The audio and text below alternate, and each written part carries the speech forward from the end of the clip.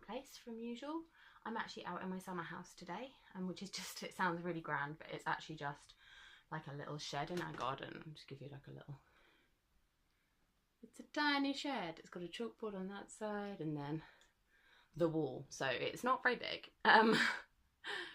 But anyway, I thought that I would just do a little bit of a different video today. So any of you that have been around for a while, or if you've been on any of our bookshop crawls, you'll probably know that I suffer with social anxiety. I'm not quiet about it, mostly because I find the only way to get through the baptism of fire that is organising hundreds of strangers to bookshop crawl is to let everybody know that I'm awkward, and I tend to fill silences with anything that comes into my head. So then I spend a lot of time worrying about all the stupid things I've said. The last couple of days have been really high anxiety for me. I don't know why. Often in my case it just comes on out of spending a lot of time with other people, or just out of nowhere sometimes, and I just get very up in my head worrying about all the ways I might have made an idiot of myself, all the things people might hate me for, all the things that could possibly have gone wrong over the last month. So it can get very full on. But what I wanted to talk about really was how I try to deal with that. So ways that I try to look after myself and get myself out of the spiral, which can be really hard. And one of the major ways that I do that is through rereading. So I know a lot of people don't reread, but personally I find it really soothing. And I just want to talk about why that was. And I think that it's just because, especially for somebody who has issues surrounding being with other people, and especially with new people, that rereading books can be like returning to old friends, but without having to worry about what they think about you, because your input is not there, you know. They're there, they do their thing, they're static, and I mean, they don't love you, but it feels like, you know, you can trust them to always be the same, to always react to things the same. The story will always be as it is, the characters will always be as they are, and I kind of love that about it. Also, if you've read something before, you know the ending, there's no surprises coming, there's no stressful reading. It's just very soothing. I find it is really like a balm for the soul, and sometimes on days like today when I just don't want to see anyone, I just want to shut myself up in the summer house with some of my favourite books to reread. And I thought it would be fun to do a little mini series, so I'll just do a few videos talking each about one of my sort of favourite things to reread. They're not all going to be indie, because I'm not that discerning in my reading, or wasn't before I started the book box, but even now I read from a wide range of publishers, so they'll be from all over the place, but I just thought it would be fun. And if you would like to make videos or write blog posts talking about your favourite rereading, or why you find rereading comforting, or if you don't reread at all and you think that I'm completely off base with this as a coping technique, as a self-care technique, I'd love to hear your thoughts about that. So leave them in the comments, or, you know, feel free to make your own responses and post the links in the comments there, and I will happily come over and join in discussion with you. So yeah, for the first video, I just wanted to talk about this really battered set of books. I don't know if you can even see what they are. You probably can. I've had these books for 15 years. I got my very own set for my 16th birthday after having read my mum's to death. So she first read me Little Women when I was about 7, and then I read it to myself, and it is the first book I remember reading in one sitting. I was sitting on my back doorstep, and I sat there for, must have been 3 or 4 hours in a sunny afternoon, and by the time I got up my bum was completely numb because it was a concrete step.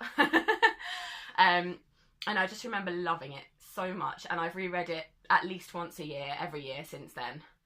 And these characters are just beautiful. I have been finding more recently that rather than returning to Little Women, I tend to go to the terribly named Good Wives, which is in America and in other places published as part of Little Women, so it's the second half, but the set I've got is 4, so it's the second book.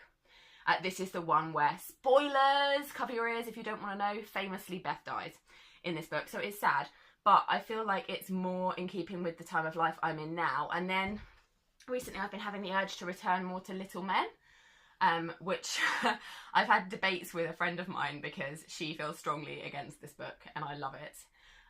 So in this book, Jo, who is one of the famous heroines of Little Women, who's very strong and opinionated, she's a writer, she's a free spirit, she doesn't want to get married, and then she does eventually get married. She starts a school for primarily kind of orphaned boys and boys with difficult home lives and difficult situations. So it's basically a refuge for them where they educate them, and it's kind of idyllic and awesome. A lot of people see this as her, Louisa May Alcott, betraying Jo and feeding her into a domestic life that she never wanted. I kind of love it because I think that it shows the progression of people and how you are as a teenager, and the things that you hold dear can change and evolve. And I don't think that this book is any less Jo being Jo. I really don't see it as that. I think Jo always had a massive capacity to look after people, and she always had a massive capacity to, I don't know, be a refuge for people. And although her writing isn't as prevalent in this, her creativity is. Anyway, that's another topic. But I love these books because I kind of am going through phases of life with them, I feel. So Little Women for a decade was my go-to reread, and even the first line would cheer me up.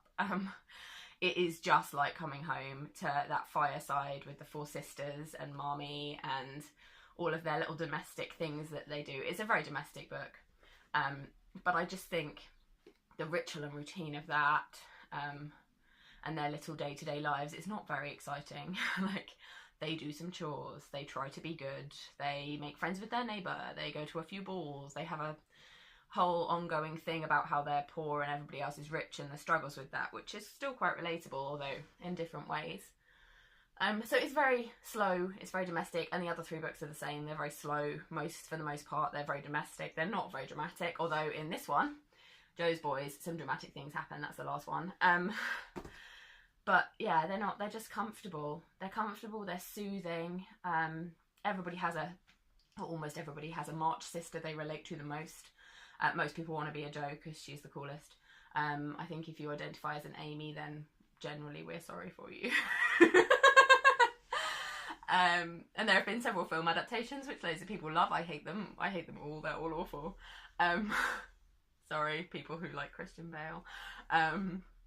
I just think there's something so powerful in returning to books that you've loved this well. As you can see, mine are almost falling apart. This is almost the second set I've read through. Yeah, so books that you've loved this well for this long, and they just feel like part of the furniture now. I would bring them everywhere with me. There's no way they're ever getting cold or thrown out or whatever, you know. They're part of my life now, I think. And there's something powerful about that with books. How they kind of just make their way in and stay.